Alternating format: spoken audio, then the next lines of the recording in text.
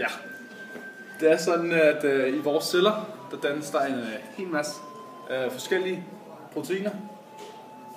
Og det er de her proteiner, der gør, at vi udvikler os. Og du ved, og ja, det er så også på grund af de her proteiner, vi udvikler os så forskelligt, fordi der er ikke nogen, der laver de samme proteiner på de samme tidspunkter og sådan noget. Og så ja, det er sådan de her proteiner, der gør, at vi er meget forskellige. Og det fører sig til næste punkt på dagsordenen, som er det centrale dogme. Det der sker, det er, at DNA'en, den bliver kopieret, og det gør den af RNA. Og det her RNA, det bliver så til de proteiner, der gør, at vi udvikler os. Og så kan man sige, at DNA'en, det er ligesom koden for, hvordan vi skal udvikle os. Det er DNA'en, der er vores gener.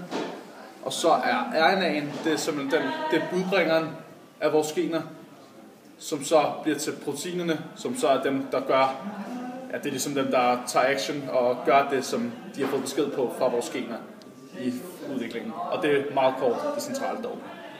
Du har forklaret før, så har vi om det centrale dogme. Nu vil jeg forklare det første step i det centrale dogme, kaldet transkriptionen. Kort fortalt, at det der sker i transkriptionen er, at man har noget DNA, så skal man finde for eksempel et bestemt protein, som man har koden til. Derfor kommer der noget RNA-polymerase, kommer ind her. Og det der så sker, det er, at man så laver en kort RNA-sekvens. Og det er ligesom det hovedsageligt går ud på i transkriptionen. Det specifikt sker, det er, at vi har RNA-polymerase, som er den her cirkel.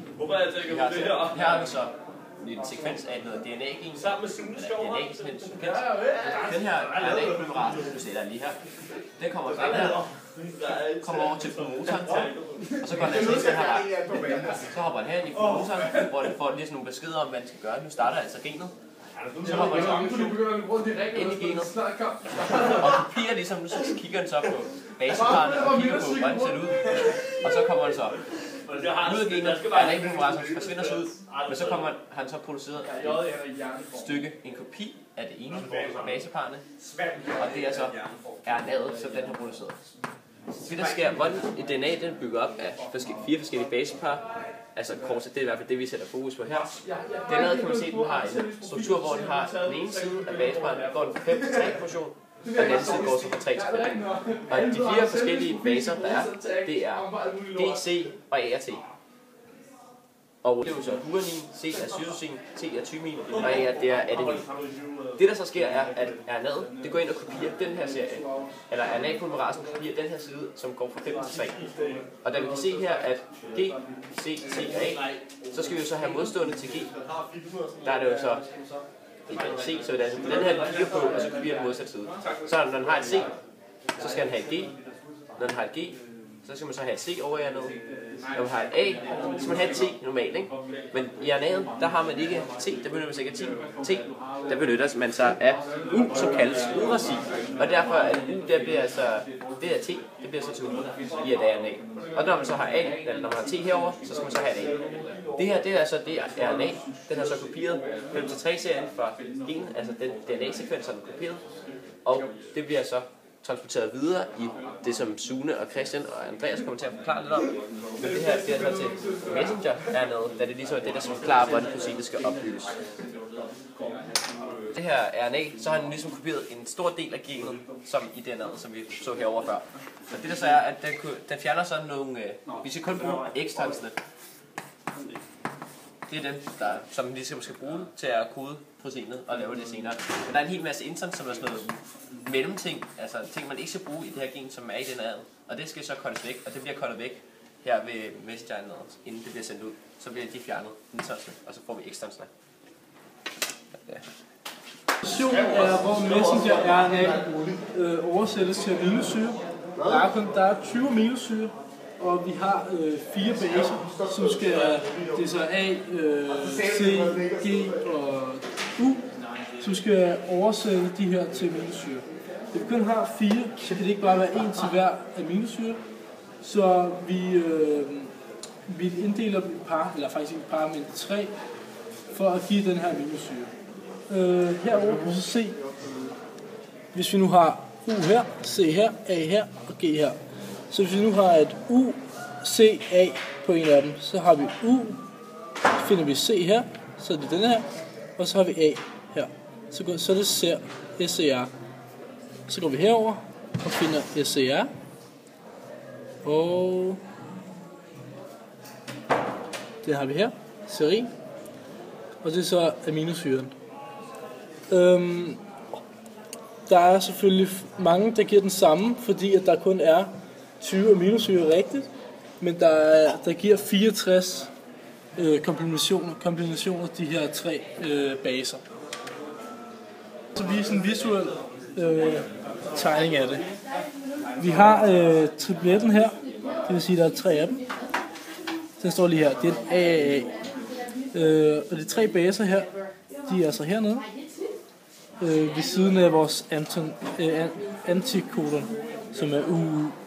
Men det vil vise, det er bare, at når du har UU her og AAA her, så giver det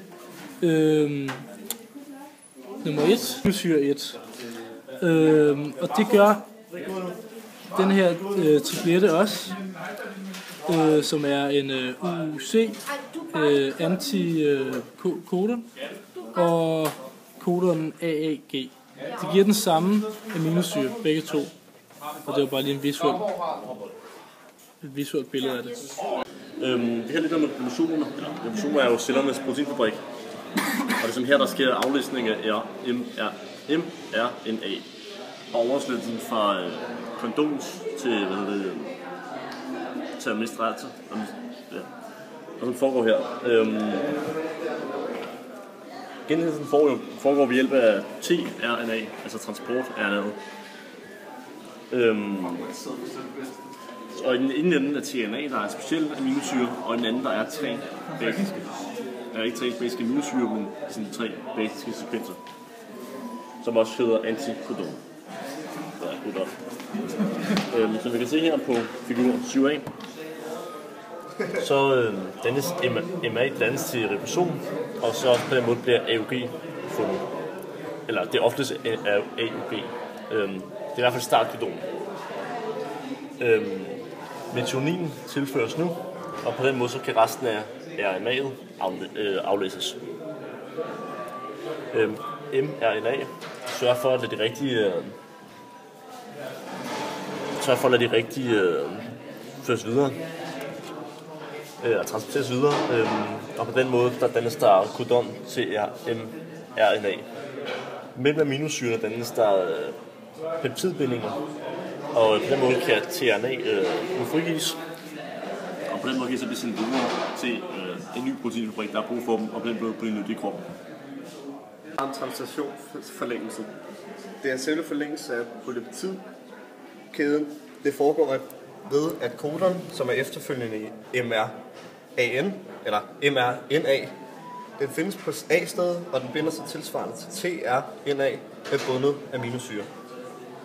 Det bliver vist i tilfælde, hvor det drejer sig om ARG, tRNA-RAG.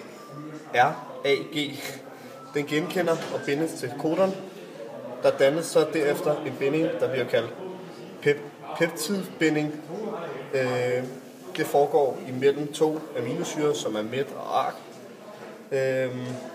Hvis der på P-sted ikke er bundet aminosyre, og der er en, der er bundet på A-stedet, så bliver der en translokering, hvor så ribosomet rykker sig.